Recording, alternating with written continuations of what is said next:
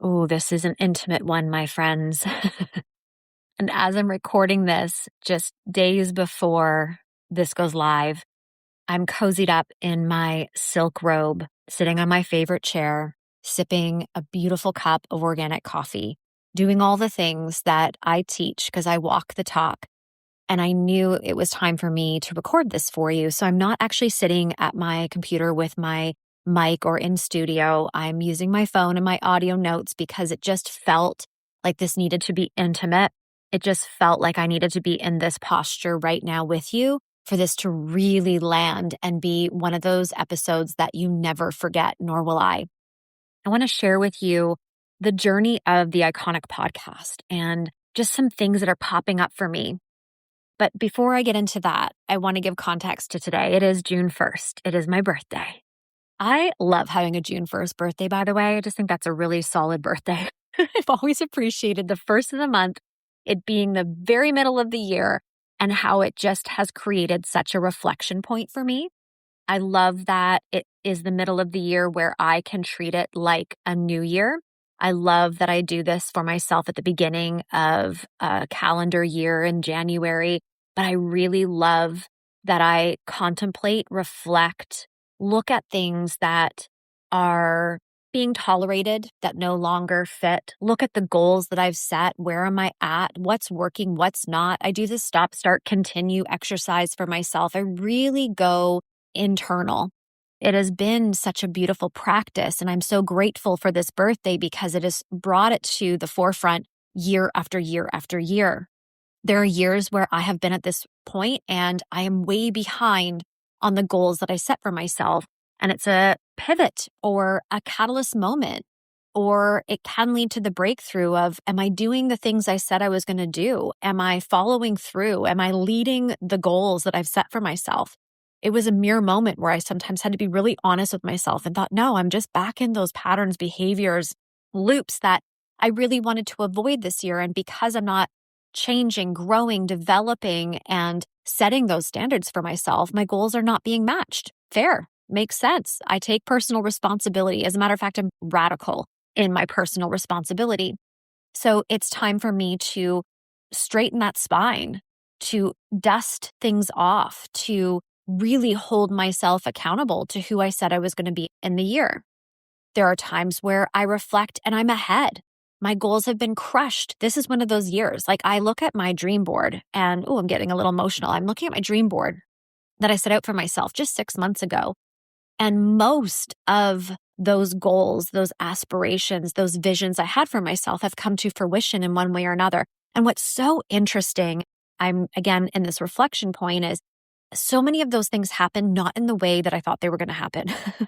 I did not foresee some of the women that I really wanted to meet and network with being in my circle or in my presence in the way that it happened. I didn't see some of the revenue coming through the way that it did. Like, everything has just sort of been this surprise and delight, which is one of my brand missions and values. And so it's been really such an enjoyable experience to walk and model and have that reciprocation of surprise and delight. I share this with you because it gets to be a reflection point for you, whether it's your birthday or not. I know for sure that as the years come, they seem to be faster and faster and faster.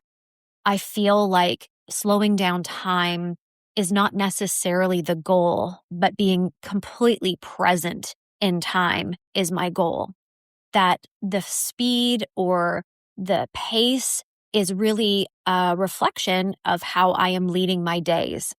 I look at things like that right now. Like, am I showing up the way I would be proud if somebody were watching? If there was a fly on the wall, it was Oprah. I might always say Oprah ready. Would I be proud of who I am when nobody's looking? Am I getting up at the time I said I would?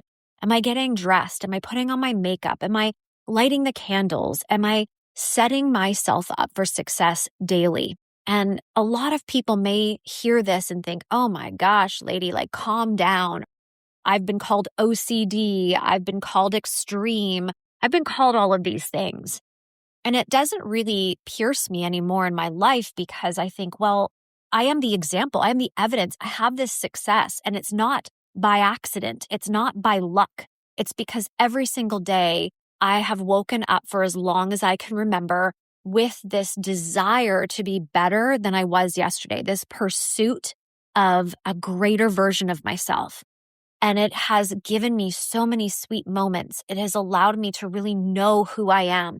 It has allowed me to honor those parts of me that need some work. And it has allowed me to celebrate those parts of me that are talents and gifts and genius.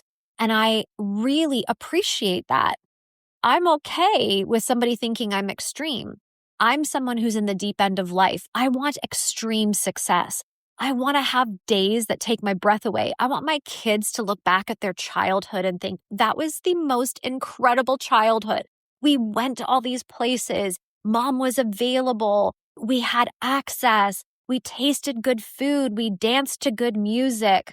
There was sand in our toes. Like, I want that in my life. I invite that into my life. And I know in order to have that, I've got to be the woman behind those things to allow the portal, the abundance, the blessings to be poured upon me. And if I sit back and dwell, if I sit back and spend too much overthinking, I just know for sure that that's not going to lead to the results that I want. This is just a point that I wanted to share with you on my actual birthday today, June 1st, that really makes the most profound difference in my years. This moment of looking at where am I at, honestly? What do I need to stop, start, continue? What am I still tolerating that no longer fits? What's working really, really well that I can celebrate? Where am I behind and where do I need to 10x my efforts? What maybe am I forcing or pressuring to work that no longer fits? Like, it is such an invaluable way of leading your life and business. I really am so grateful to be able to share this with you today. Like, what a cool thing that I'm in this, but then I'm also able to teach this and offer this as a blessing to you. Now, I want to move over into this podcast.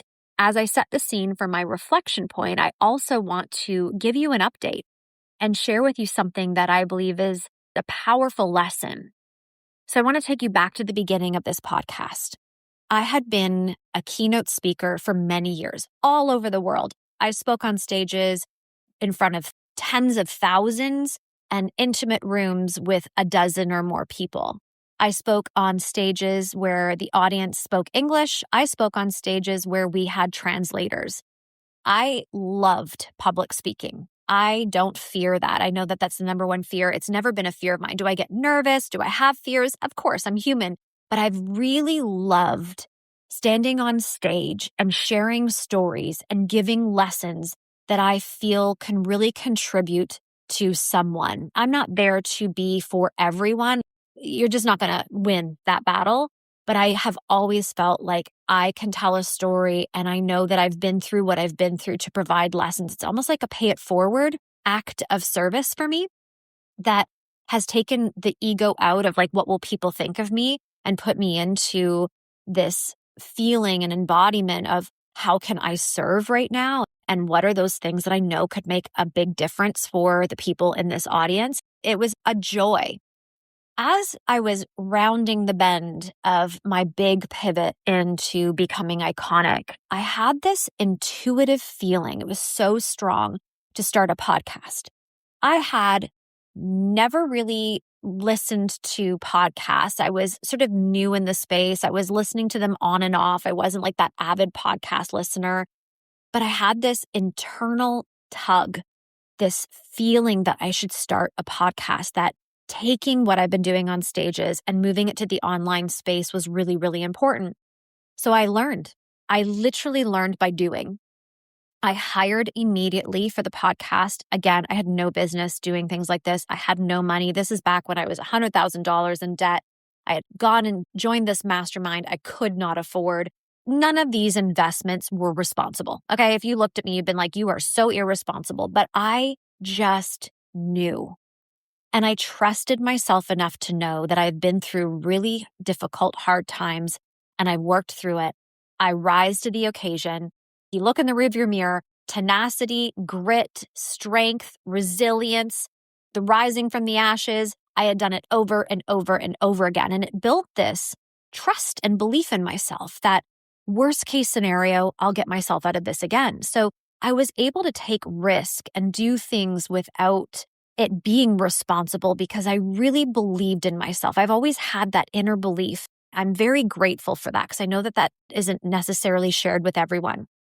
But this podcast, first of all, me and technology, we're never going to be besties, okay? We're never going to be those partners that are like, oh, I totally get it. I can do this fast. It's just not who I am. I'm a creative. I'm an artist. Technology just feels really heavy for me. So I was like, I'm not going to do this. I will not do the podcast if I have to do the editing and figure out the technology side. Like I will procrastinate. I won't do it. I'll bail. So I hired a production team and I started this podcast. Now, when I started the podcast, it wasn't live yet, right? You don't start a podcast the same day it goes live. You're doing the background, you're recording your intro, outro, finding your music, doing your episodes you're going to launch with, developing the name, asking guests to join. Like, there's a lot of behind the scenes that happens before the podcast goes live. So I was doing all of these things and I would never forget my biggest fears. My biggest fear was number one, what if I run out of things to say? I don't know if I have that much to say. I know I have some pretty incredible lessons, but I don't know if I've got years worth of lessons to teach. That was a huge fear of mine. And number two was, what if I run out of guests? Those were my big, big fears. I wasn't necessarily worried about what if nobody listens because I understand as a marketer, my job is to build the listenership. So it wasn't based on numbers or how many people are going to listen or if anybody listens at all. It was really around, will I run out of things to say and will I run out of guests to invite into the podcast? Like that was scary for me. But I thought again, well, worst case scenario, I've got a library of podcasts that I can repurpose in different ways. That's my worst case scenario. That's actually not a bad thing. That's an asset. I'm going for it. I launched the podcast the day. So Rachel Hollis was at her prime at this time and she was in Toronto. I and a couple of clients of mine went to go see her live in Toronto. And there was the whisper, the hum of COVID at this time. So there was something going on and will the world shut down? Like it was this hum. I remember my dad was supposed to go to the States. He canceled his flight because it was just starting to bubble. You know, a pot of boiling water where it's not boiling yet, but the bubbles are coming from the bottom and you know it's getting really hot. It's about to boil. We are kind of at that state. I was sitting in the audience of Rachel Hollis in Toronto and my podcast goes live. I did everything in my human power to market and launch this effectively. Like I was like, if I'm going to do this, I'm going to do this. And I launched that podcast with all that I've got. I treated this like it was $1 million asset. It was a huge lesson for me and why I treat everything like that ever since. It launched and I'm sitting in the audience and I look at Apple Podcasts and I am sitting beside Rachel Hollis, Tony Robbins, Trent Sheldon. I will say, by the way, Trent Sheldon was speaking on that stage that day. Rachel Hollis was on the stage as I saw this. I'm around these gurus. There's my podcast on the new and noteworthy list. I thought I was going to pass out. I still have the screenshot. I could not believe it. I had hopes that people would listen. I gave it my all to know that I want to lay my head on the pillow and know I gave it my all. So if it's a complete flop, it's not because I didn't do my due diligence. Suddenly I thought, I'm onto something. This is incredible. I was getting dozens and dozens of subscribers and reviews. The podcast was on fire. A week or two later, the world shut down and the podcast shot up. It became a top podcast ever since for 6 years. Every week for 6 years. This podcast has been a top-rated podcast now with over 1 million downloads. All because I had this inner feeling that I need to do this. I didn't know how. It didn't make a whole lot of sense. I had big fears. I invested without the responsibility of being able to invest that kind of money. I was literally in the deep end. I was treading water at best, but I gave it all I've got. And it literally changed the trajectory of my business. It has been the number one revenue generator in my business ever since. And when people say, oh, like how, with sponsors or ads? I'm like, no, friends. from people coming over to the podcast, whether they found me on the internet or they heard me on another podcast or someone told them about it. They came over and listened to the podcast, heard my sincerity, heard my wisdom, heard my experience. They connected with me on a soul level where most of my calls, my sales calls, are not, hey, I think I want to hire you as a mentor, or I'm looking for a mentor. They sound like, I know I want to work with you. Can you tell me what place is best for me and let me share where I'm at? It has almost felt effortless because they've done the work to get to know me and they have had that soul connection before there has ever been an invitation or a sale or a conversation around a partnership. And so I share this beginning with you because I'm very, very passionate about podcasting. And I think podcasting is probably going to be, especially over the next 5 years, the number one tool for personal brands to stand apart because we are in such an AI-soaked, generated world where there's so much cynicism right now around, did you actually write that or did ChatGPT? As someone who is very passionate about women's voices and us using our voices and us sharing ourselves and being visible and being seen and being heard and being felt, it is imperative that we have a podcast. And that's why I do it within the agency too. I host podcast production within my agency because most clients I work with, I advocate strongly for them starting a podcast. And I wanted to have a production team that was available to them in a very affordable, accessible way. Because back in the day, I was spending $2,500 a month just to have my podcast produced. Like, it was nuts. And I thought most people are never going to be able to afford this. And so they're not going to do a podcast. And I believe they should be doing podcasts. So I was so excited to be able to start this and have a production team within my agency to make this such an easy yes for the people that I am exposed to. And if you're listening to this right now and you're thinking, oh gosh, I've been thinking about doing a podcast, let me create some urgency for you, please. And thank you. And it is absolutely time. Pull the trigger, go for it, and hire a production team that can help you step by step by step how to do it. We help someone launch. We have a whole launch plan that is tried, true, and proven. The one I used and the one my clients have used to become new and noteworthy top podcast, et cetera, et cetera. We take all of the heavy lifting off of you. All you got to do is record, invite your guests.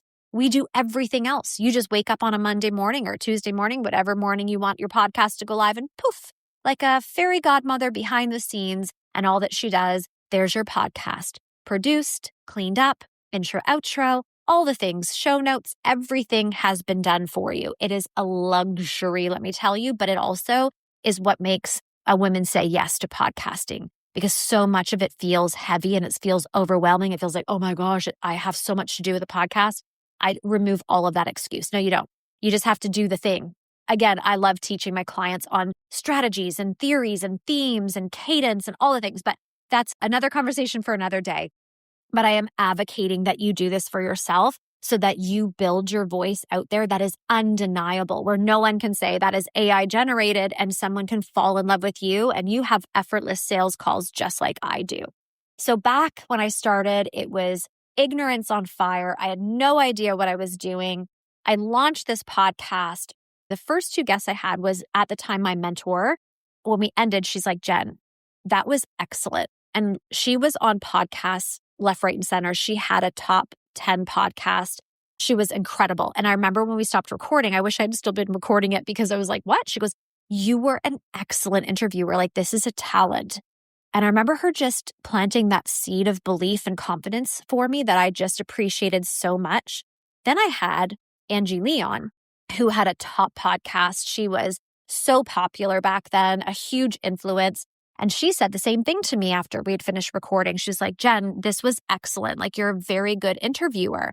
And those two powerhouse women sharing with me their experience and how I was an excellent interviewer, I believe was the solid ground in which the podcast has lived on for the last 6 years. It just was enough for me to go, not only did I believe in myself and did this before I felt ready, now I'm new and noteworthy. And yes, I worked very diligently on my plan, but I did not expect that.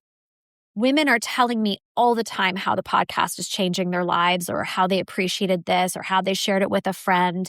Now I've got these powerhouse women telling me that I have a talent when it comes to interviewing. I was on fire. I fell in love with it and I have loved it ever since. I have never, ever had a moment where this podcast has felt like a chore, a to-do. It's always been a privilege and an honor. I think to myself often as I'm interviewing people, like, this is what I do for a living. Like, I get to interview these incredible, iconic women, pick their brains, learn from them, and put that up on the internet as an act of generosity for the world to hear. Like, that's what I do for a living. I'll do that every day, all day. Yes, please, more please.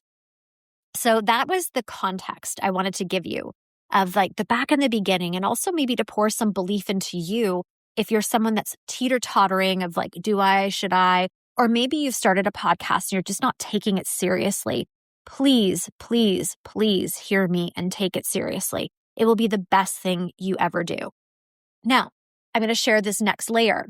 A podcast, an offer, anything within your business, a brand, a website, your messaging, everything deserves to be innovative, creative, and have an act of reinvention often. Now, I don't mean big, huge pivots, big, huge tweaks. You don't need to rebrand all the time. But I do believe running a company, we've got to keep things fresh and alive. That as soon as we start feeling bored or we start feeling like things are redundant, for sure, that is a clue and cue that our audience probably is starting to feel that way as well. I take that very, very seriously. I love the art of creating a personal brand. I love looking at things and improving things. It's one of my promises with my clients. They always say to me, like, what I signed up for and what I'm getting is so much richer. They say to me all the time, I wish people could come into your world and taste what this is like, because you think you're getting one thing and it's exciting and we're so happy to be here. But when you come in your world, you are always giving us more bonuses, add-ons, features, improvements. And I'm like, yes, that's my responsibility. Not only do I feel like it's my responsibility in mentorship to show up as my best self, improved self all the time, but I also have to model the very thing that I'm teaching. I cannot be redundant, boring, and lame, scrappy DIY if I'm telling you that those things are not going to work. And so that reinvention, leading with my truth of knowing that things have to feel really exciting and enticing, has kept the podcast in the top and in its glory all these years, because I dropped things in like soul sparks in the summer. I would do these 10-minute or less episodes because I knew a lot of moms were listening to my podcast and I wanted them just to like be able to pour a coffee while they're making breakfast for their kids. Their kids were home. They had a full stacked day. They could listen to something, have a really quick win or breakthrough, something they could implement that week. And it was like really fast, but really good. And those soul sparks flew the podcast back up to top. It was so well received. There's times where I've gone solo heavy. There's times where I've gone guest heavy. I've allowed myself to let the podcast evolve and grow and shift and mold and change and develop. And it has been part of the joy, because it's not that the way it started is the way it's going to last. And I think sometimes we get really stuck in these ruts of like, it worked last year, so it better work this year. I believe you could keep the main thing, but give it new life, new breath in its lungs by just adding something new and fresh. And it keeps you excited. It continues to keep me excited around the podcast and my business. And I do it before something isn't working. That's another really tangible lesson in this podcast for you. I don't do things and shift things and change things because it's not working. And I think that's a common misconception, because a lot of people do that, right? They wait for something to be just stuck and then they want to give it CPR. I have this really amazing gift of foreseeing those things, of having that intuition, like I started the podcast, right? Having this inner tug. I didn't really get it. I didn't really know why, but I followed through and thank God I did. It's the same thing with my brand. I kind of get these inner intuitions, these inner knowings that something needs to be shifted. I need to pump some fresh air into this. And I do it before I hit this lull or stuck feeling in whatever asset, whatever part of my business that is. You saw it with the website. My website before was great. Now it's spectacular.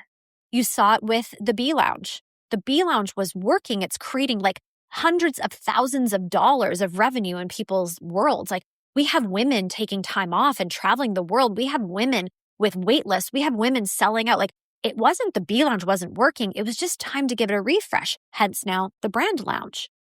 The podcast is working, friends, but I know it's time for a refresh. And I do things intuitively, and I do things while things are working because it's clean, crisp energy, and it really does amplify everything that I'm doing. I feel like the audience as well continually gets excited alongside of me because they're not bored. They're still like all in and excited for every podcast and grateful. And I'm so honored for your messages. Thank you so much. It never, ever falls short on me when you send me a DM or a message or reply to one of my capsules and say to me, like, this really hit home for me. Like, I want you to know how much that means to me, because with a podcast, you do so much work, you put it out there and you kind of cross your fingers because it's not interactive, right? You're listening, but I don't necessarily know you're listening unless you tell me. I mean, yes, I can see the stats and the data. There's not like a heartbeat, a face to that. It's just a number. And so when somebody tells me they're listening and I'm like, oh, thank you, feels so good.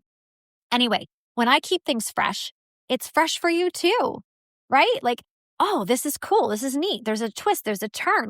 You're engaged because I am doing my part to continue to keep things engaging for you.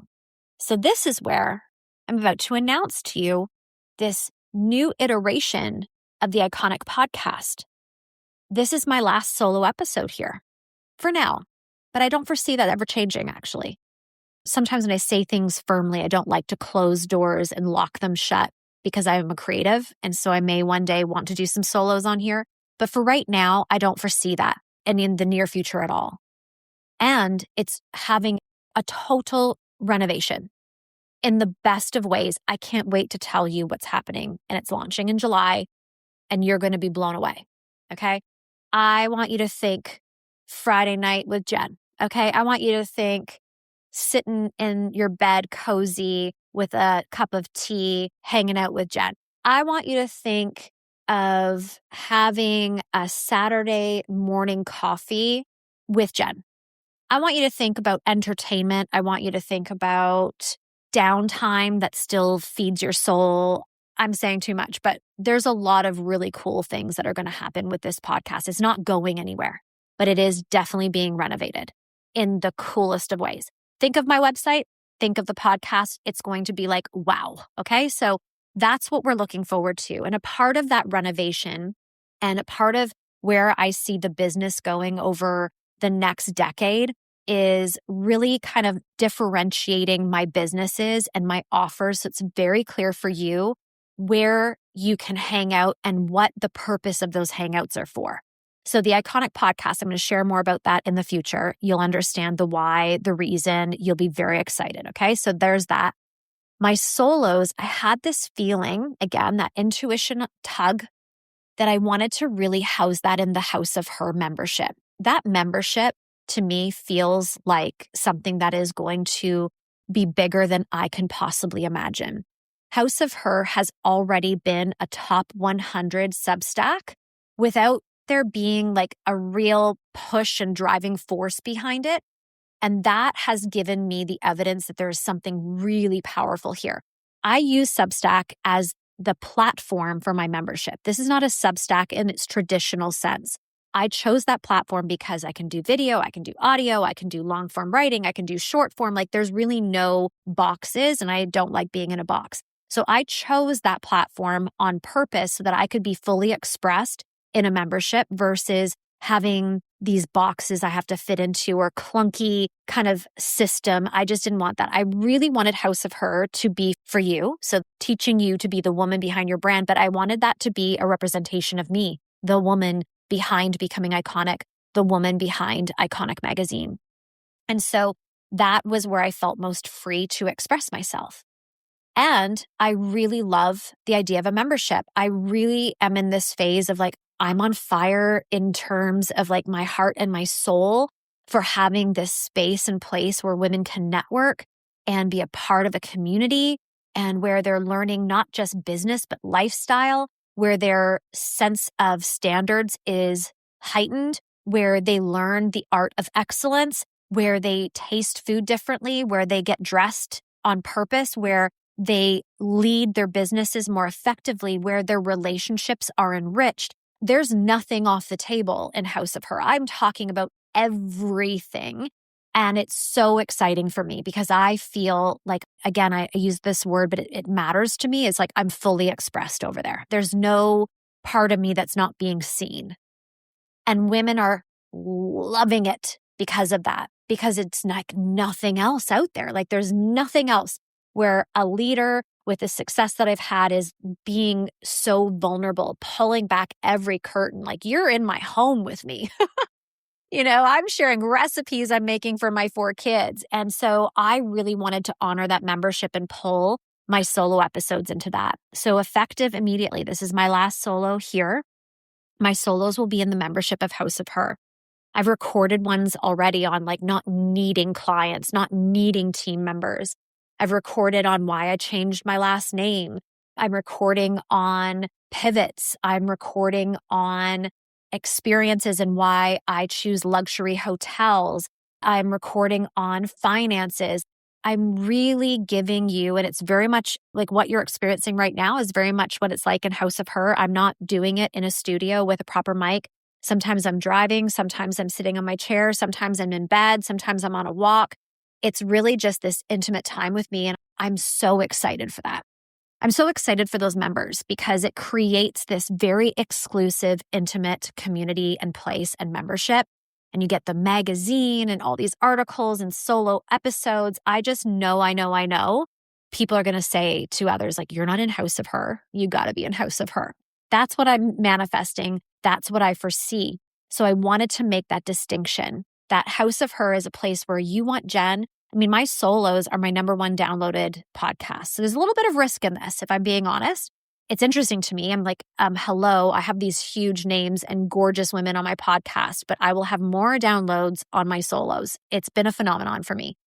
But at the same time, when I talk to people, they're like, yeah, because I can listen to your podcast for you.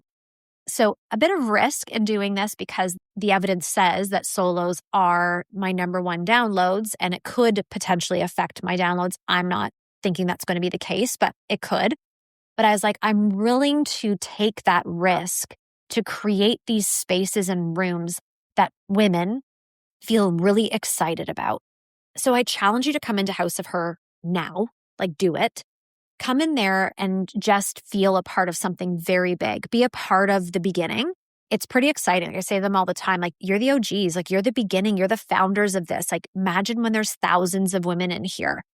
It's going to be so exciting, but you're going to be like, I was one of the first 100 or I was one of the first 500. It's so, so wonderful. And a part of that $88 a month is this access to me and a magazine. You get something physical sent to your door. So there's, an ROI immediately and all this thought leadership and LTK links for the clothes that I'm wearing and skincare and vacations and all these different savings and ways to come in my world where you get the benefit of being in House of Her. So I really would love you to go and do that. You won't regret it. You'll thank me. Truthfully, I'm going to own that. You will thank me. It's fabulous. And now the podcast, you'll have to wait and see, will turn into something very fresh, very big, very exciting. And I'm delighted to offer that to you, where you have these 2 places where you can immerse yourself in iconic thinking, in iconic storytelling, in iconic inspiration and motivation. I mean, I'm not naming my companies iconic and not stepping up to the plate. I'm not going to name my assets iconic and not lead from a point of blazing a new trail. And so on this birthday, part of my birthday wish is that you come into the House of Her. A part of my birthday wish is that you subscribe and really stay tuned for what's happening right here, right now, what you're listening to. And a part of my birthday wish is that this is bigger and better, more delicious, more abundant than I ever imagined possible. Thank you. Thank you for your time. You are going to be so incredibly inspired. I own that. I'm bold enough to say it and declare it because I know it to be true. And I want you to know how much you matter to me. I'm not going anywhere. There's a slight renovation, reinvention happening here. And in that, it's just going to be more depth, more meaning, more power for you. You are always my motivating factor. And I trust and know that we are going to have the best 6 months ahead together, moving into the next year as we hit this reflection point. And that's just the tipping point of what we're going to do together. I know it. Thank you, thank you, thank you from the bottom of my heart for being the world's best community. And now let's together lock arms and make it even better. Deal? That's my birthday wish. Okay, let's blow out the candles. Talk to you soon.